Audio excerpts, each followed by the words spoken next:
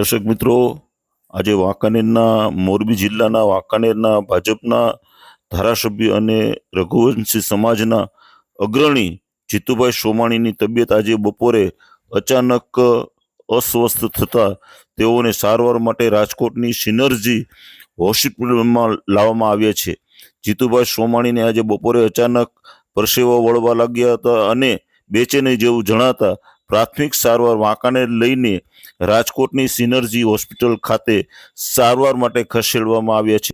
તેઓની સાથે ડૉક્ટર હિરેનભાઈ પારેખ સહિતના વાંકાનેરના પણ એક ડૉક્ટર જે છે એ પણ સાથે ગયા હતા। રાજકોટમાં જીતુભાઈ સોમાણીની સારવાર સિનર્જી હોસ્પિટલના ડૉક્ટર જયેશ ડોબરિયાની આગેવાનીમાં ટીમ દ્વારા શરૂ કરવામાં આવી છે।